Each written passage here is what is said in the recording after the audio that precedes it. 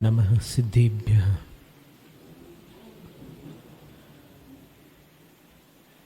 नमो अरिहन्ताणं नमो सिद्धाणं नमो आयर्याणं नमो वज्रायाणं नमो लोये सव्वसाहूणम्।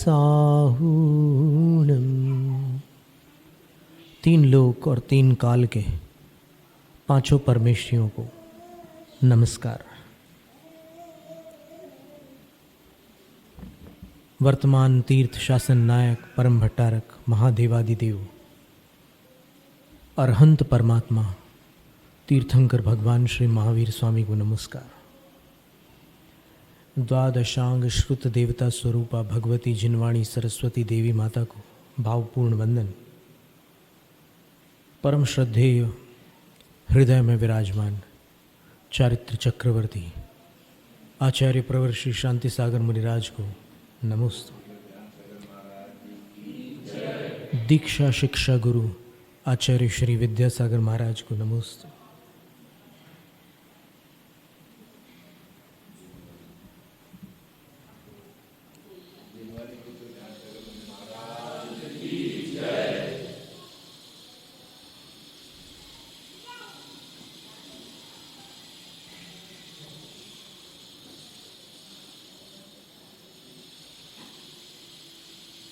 वाराणसी में queen's college है,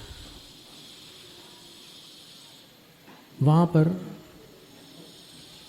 philosophy पढ़ने वाले जो विद्यार्थी हैं उनमें से एक हेडमास्टर के ऑफिस में जाकर के कहता है कि सर,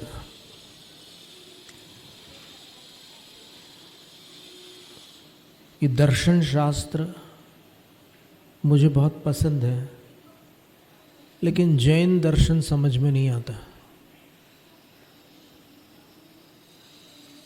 इसमें एक ही वस्तु को अस्ति भी बोलते हैं, इसी को नास्ति भी बोलते हैं, उसी को नित्य भी बोलते हैं, उसी को अनित्य भी बोलते हैं, उसी को एक रूप भी कहते हैं, उसी को अनेक रूप भी कहते हैं,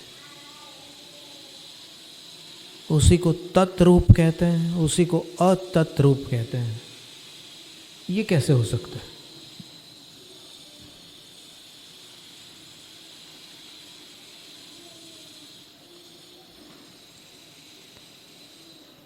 सर ने कहा कि इसका उत्तर समय पर दूंगा, लेकिन पहले एक काम करो, उस अलमारी को खोलो। वो अलमारी खोलता है, कैमरा उठा लो। कैमरा उठाता है और सर कहते हैं कि अब क्वींस कॉलेज के 4 चित्र लाओ, चारों दिशाओं से खींचे हुए 4 चित्र। पहले तो कैमरा में तुम फोटो लो, उसके बाद फिर स्टूडियो जा कर के उसमें से पॉजिटिव्स निकलवाओ। पहले नेगेटिव्स आते थे और फिर उससे पॉजिटिव्स बनते थे। अब तो डिजिटल हो गया सब कुछ, तो वो कहता है कि सर थोड़ा टाइम लगेगा। हाँ, जितना टाइम लगे ले लो। फिर वो जब चारों फ़ोटोज़ लेकर के आता है लिफाफे में और सर के सामने रखता है कि सर ये चारों फ़ोटोज़ आ गए, तो सर लिफाफे पे एक एक फ़ोटो निकाल करके देखते हैं, चारों को ऐसे रख देते हैं सामने अपने टेबल पर, और उसके बाद उसको दिखाते हैं एक फ़ोटो। बोलते हैं कि ये किसका फ़ोटो है, क्या है ये? Sir Queens College. ये क्वींस कॉलेज? तो बोलते हैं नहीं सर, ये फ्रंट पार्ट है, आगे वाला भाग है। ऐसे चारों दिशाओं के फ़ोटोज़ दिखा करके सर उसी के मुख से निकलवाते हैं कि ये क्वींस कॉलेज है भी और नहीं भी है। नहीं क्यों? कि ये कंप्लीट क्वींस कॉलेज नहीं है। फिर बोले कि तुमने ही हाँ भी बोला और तुमने भी ना भी बोला, ऐसा क्यों? तो वो उत्तर देता है कि सर वो मेरा एंगल था, यानी मेरा पॉइंट ऑफ व्यू था कि ये फ्रंट पार्ट है, दूसरा पार्ट नहीं है। तो बस इसी प्रकार हर वस्तु में अस्ति और नास्ति होती है। जैसे तुम हो, लेकिन तुम हेडमास्टर नहीं हो। हेडमास्टर तुम्हारे सामने है, लेकिन तुम हेडमास्टर नहीं हो। तो तुम्हारे अंदर एक ऐसा गुणधर्म है जो दूसरे का तुम्हारे अंदर निषेध करता है। यानी एक चीज़ के एग्जिस्टेंस में दूसरी चीज़ का एग्जिस्टेंस वो नकारता है। ये नास्ति धर्म कहलाता है। और अस्ति धर्म क्या है? धर्म मीन्स प्रॉपर्टीज़। आप इसमें केमिस्ट्री में पढ़ते होंगे, गुणधर्म एक शब्द आता है। सोडियम क्लोराइड के रासायनिक गुणधर्म, भौतिक गुणधर्म, ऐसे दोनों आते हैं। फिजिकल प्रॉपर्टीज़, केमिकल प्रॉपर्टीज़ दोनों बतलाते हैं। तो फिर ये ऐसा हर वस्तु के अंदर ये गुणधर्म है कि वो अस्ति रूप भी है और नास्ति रूप भी है। अस्ति रूप कैसे है? तो वो है, ये उसका अस्ति धर्म है। वो अन्य नहीं है, ये उसका नास्ति धर्म है। जैसे ये पिच्छी है, ये पिच्छी नारियल नहीं है। तो इस पिच्छी में नास्ति धर्म इतना बड़ा है कि इसके सिवाय जो कुछ भी है उसकी इसमें नास्ति है। ज़्यादा भारी तो नहीं हो रहा है,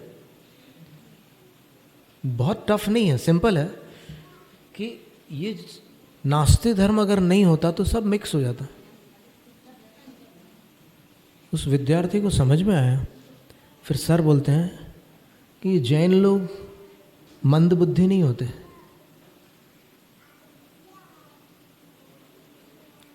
और ये अंधश्रद्धालु भी नहीं होते। इनके यहाँ परीक्षा करके सत्य को सत्य स्वीकार किया जाता है, आंख बंद करके नहीं।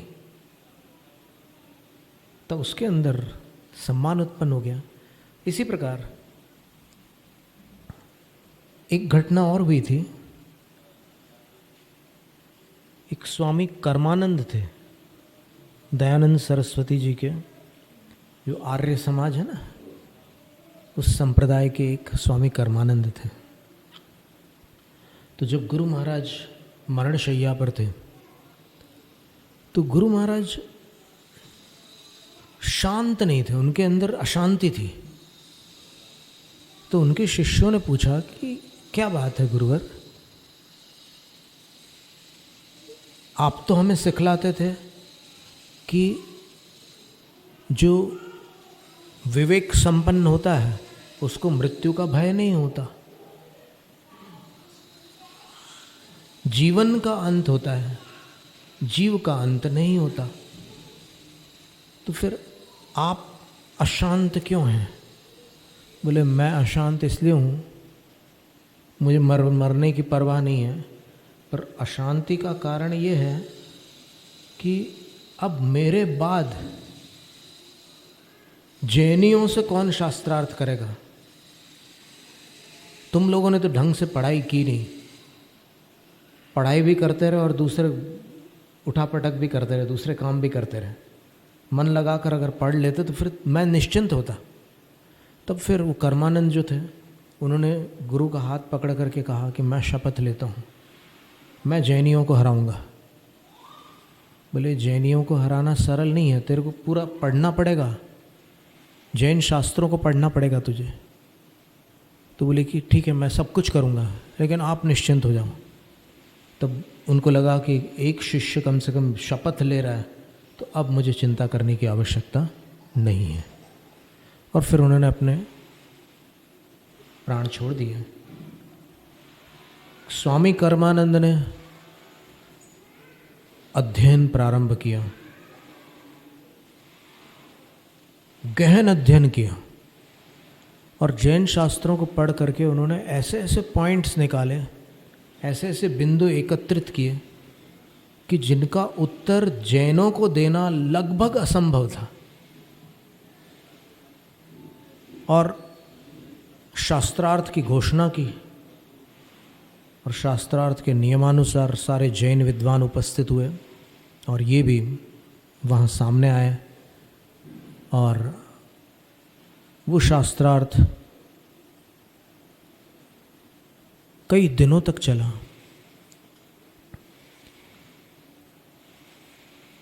सातवें दिन उन्होंने कहा कि आज अंतिम निर्णय होगा। मैंने जो प्रश्न रखे उसके इनके पास कोई उत्तर नहीं है, तो आज अंतिम निर्णय होगा। जैन विद्वान बड़े चिंतित थे कि देखो अभी तक तो हम लोग विजयी हुए। 84 मथुरा में एक जैन संघ हुआ करता था और वो जो जैन संघ था उसमें ऐसे ऐसे विद्वान थे, वो शास्त्रार्थ करते थे और जीत करके वापस आते थे।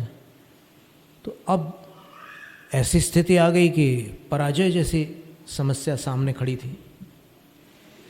और उसके पश्चात जब अंतिम निर्णय का समय हुआ तब उन्होंने कहा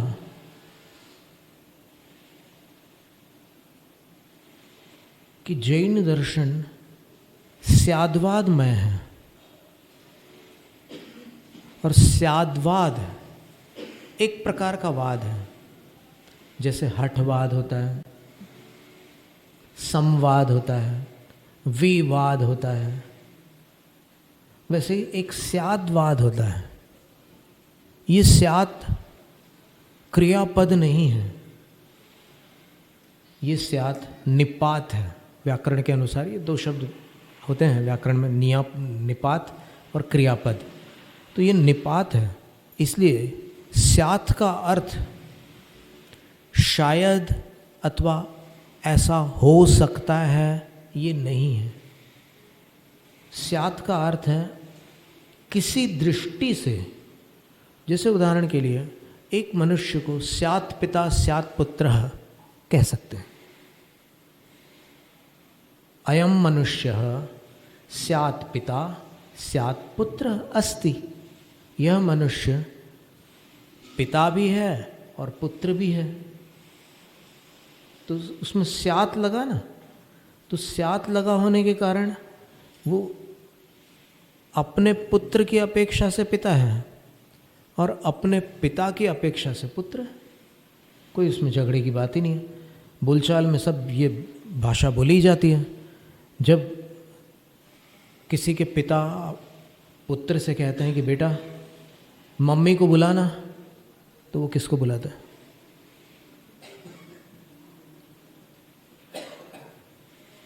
किसको बुलाता है? मम्मी किसने बोला? उसके पिता ने बोला। तो किसको बुलाना चाहिए था? उस दादी को बुलाना चाहिए था, लेकिन नहीं होता ऐसा। वो एकदम इंटेंशन पकड़ में आ जाता है कि ये किसको मम्मी कह करके बोल रहे हैं, तो वो अपनी मम्मी को बुला करके ले आता है। तो इसी प्रकार जैनिज़्म में कि ये सारा जो जगत है ये तत्वमय है, इसमें तत्व भरे हुए हैं, लेकिन तत्व दृष्टि से देखने से तत्व दिखते हैं और ऐसे स्थूल दृष्टि से देखने से अपने को जो दिख रहा है वही दिखता है। तो फिर कर्मानंद जी ने कहा कि मैंने जितने प्रश्न किए जैनियों से उसका उत्तर भले वो न दे पाए हों, लेकिन चूँकि मैंने गुरु के मरण काल में शपथ ली थी, इसलिए मैंने जो अध्ययन किया है उस अध्ययन के आधार पर मैं स्वयं देता हूँ उत्तर। और उन्होंने सब विद्वानों को अचंभित करते हुए उन प्रश्नों के उत्तर दिए जिनके उत्तर विद्वानों के लिए कठिन पड़ गए थे। और उसके बाद अंतिम निर्णय की जब बारी आई तब उनने कहा अंतिम निर्णय ये है कि इतने जैन शास्त्रों को पढ़ने के बाद कोई अजैन रह ही नहीं सकता, मैं जैन बन चुका हूँ।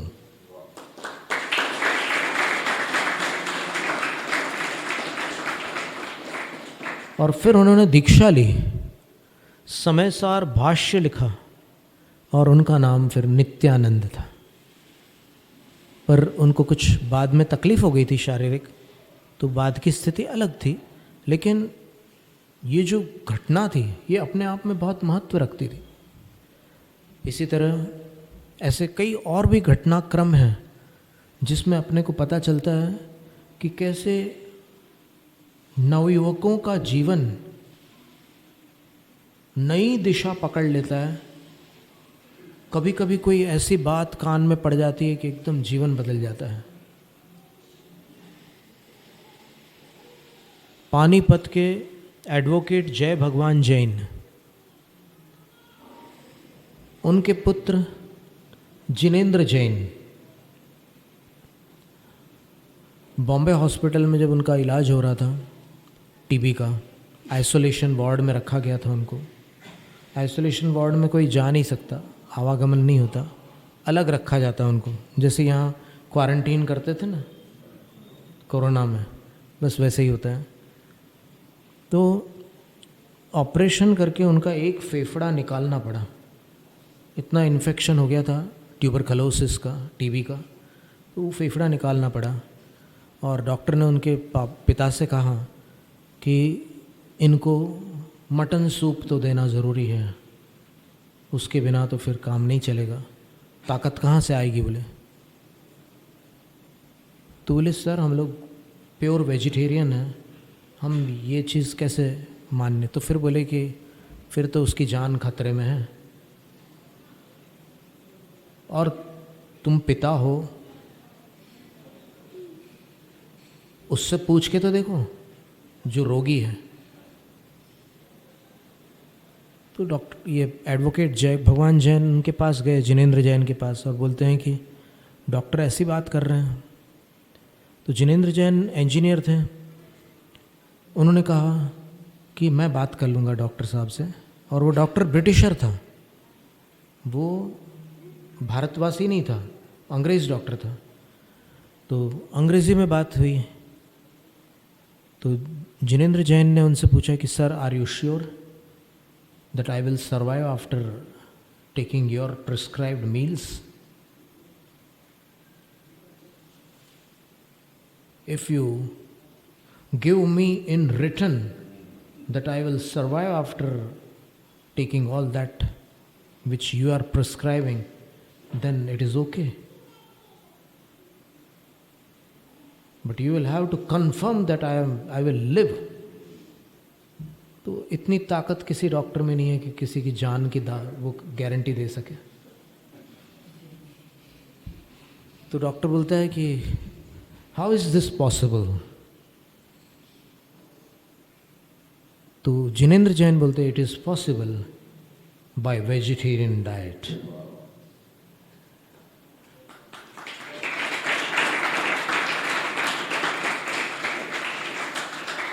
I can give you in written that I will be okay. I will take pure vegetarian diet and I will become healthy. I will become okay. Doctor बोलता है कि if you are so confident that it is okay, then you can continue और vegetarian diet. और जिनेंद्र जैन ठीक हो गए। और उनके पास में एक और बेड था, वो भी अग्रवाल थे, जिनेंद्र जैन भी अग्रवाल जैन थे, लेकिन वो जो थे वो अन्य संप्रदाय के थे। अग्रवाल में बहुत प्रकार की मान्यताएं चलती हैं। तो वो घबरा गया डॉक्टर की बातों को सुनकर कि अगर मैंने मटन सूप नहीं लिया तो फिर ज़िंदा नहीं रह पाऊँगा। तो उसने चालू कर दिया, लेकिन संयोग ऐसा बना कि उसकी मृत्यु हो गई और जिनेंद्र जैन जीवित रह गए। और जिनेंद्र जैन भविष्य में जिनेंद्र वर्णी बन गए। जानते हो, आपने नाम सुना है जिनेंद्र वर्णी जी का, जिन्होंने जैनेन्द्र सिद्धांत कोश के 4 भाग संकलित किए हैं अपनी एक शिष्या माँ कौशल के साथ। मतलब एक एक्स्ट्रा ऑर्डिनरी काम किया उन्होंने। पूरे जैन सिद्धांत के जितने भी प्रमाण थे उन सबको एकत्रित करके अल्फ़ाबेटिकली वर्णमाला के क्रम से अ से लेकर ह तक के जितने भी जैन सिद्धांत के शब्द थे उनको लेकर शास्त्रों में जो भी प्रमाण मिले सबका संग्रह बना करके एक बड़ा भारी कोश तैयार किया, जैनेन्द्र सिद्धांत कोश। 4 भागों में है और 5वें भाग में उसकी लिस्ट है, उसके अंदर कहाँ कहाँ क्या क्या है, एक डायरेक्टरी जैसी है वो। ये एक तीसरी घटना थी। फिर चौथी घटना ये है कि एक बार मोरेना में एक नौजवान 10 दिनों तक, तो क्या होता है कि साल भर जो मंदिर नहीं आते वो 10 दिन, जैसे प्राइवेट के जो विद्यार्थी परीक्षा भवन में दिखते हैं ना, उनके चेहरे साल भर कक्षा में नहीं दिखते और वहाँ परीक्षा भवन में आ जाते हैं। तो वैसे ये लोग आ जाते हैं व्रतों के समय। तो वो आए वहाँ पर व्रतों के समय, और ये जिनेंद्र वर्णी जी जो थे, उनका मोड़ जो हुआ उसकी भी एक बहुत अजीबोगरीब घटना है। वो वहाँ पर जैन धर्म से संबंधित नहीं थे, वो शाकाहार के समर्थक थे, वो डॉक्टर वाली घटना में। लेकिन उसके बाद जैन धर्म से कैसे जुड़ा हुआ, इतना बड़ा कोश कैसे बनाया उन्होंने, उसकी एक बड़ी अजीब घटना है। घटना ये उन्होंने खुद सुनाई थी सन 1981 में, 1981 में भोपाल में। वो घटना ऐसी थी कि वो उन्हीं 10 दिनों में, जैसे मोरेना के वो नवयुवक 10 दिनों में वहाँ मंदिर आ गए, वैसे ये भी 10 दिनों में ऐसे पहुँच गए मंदिर पानीपत में।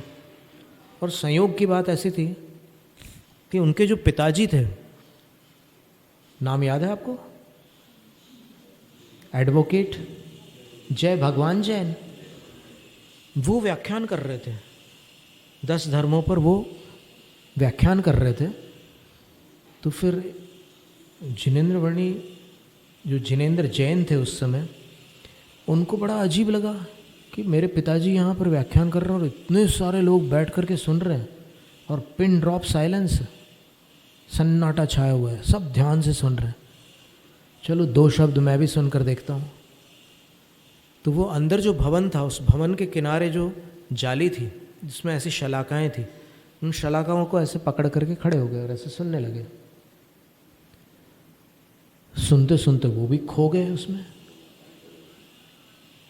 और बरसात चालू हो गई, पूरे भीग गए, लेकिन फिर भी ध्यान नहीं हटा उनका, सुनने में मग्न हो गए।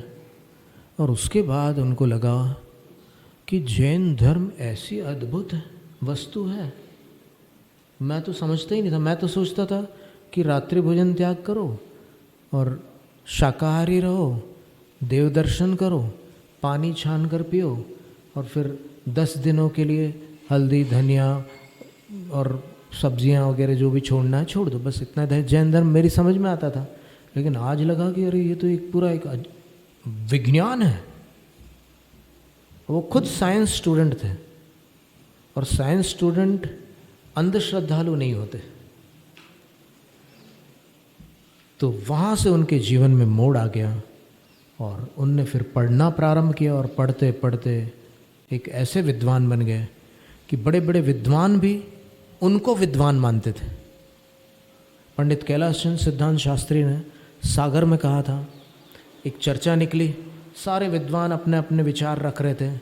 अंत में पंडित कैलाश चंद्र सिद्धांत शास्त्री ने उनसे कहा कि वर्णी जी, आपने कोश की रचना की है, आप बताओ क्या समाधान है।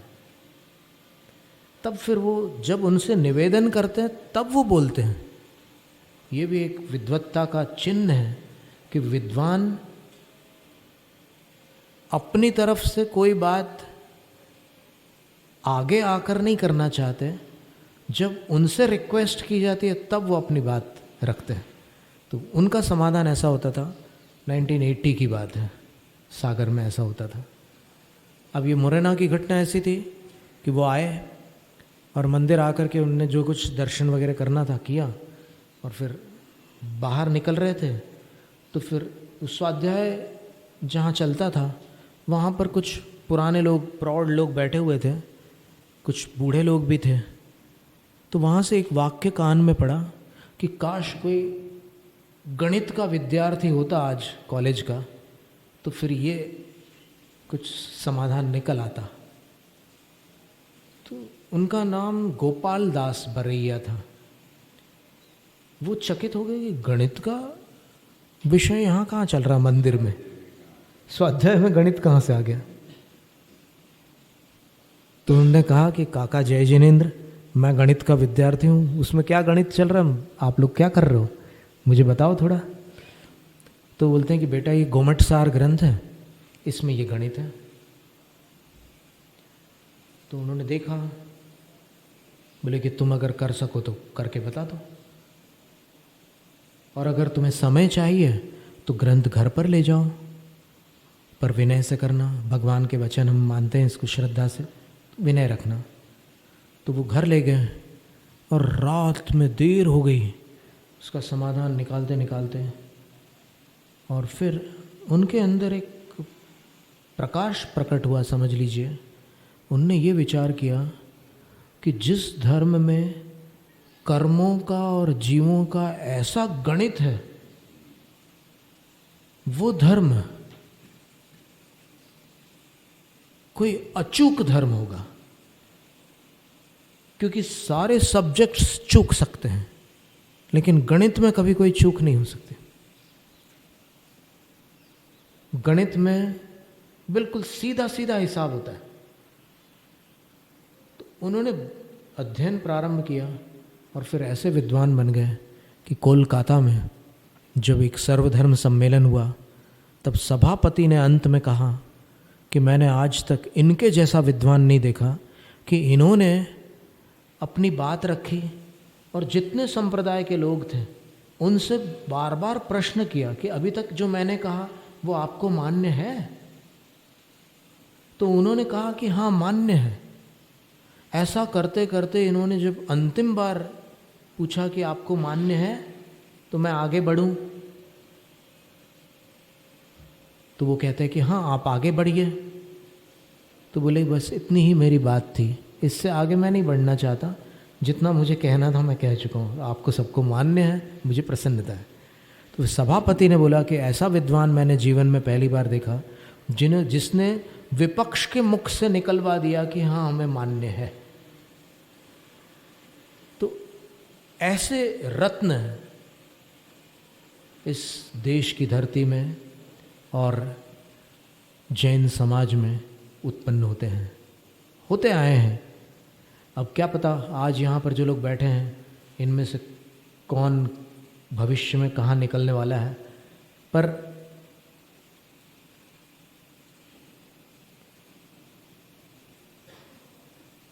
आई see only good ahead of me.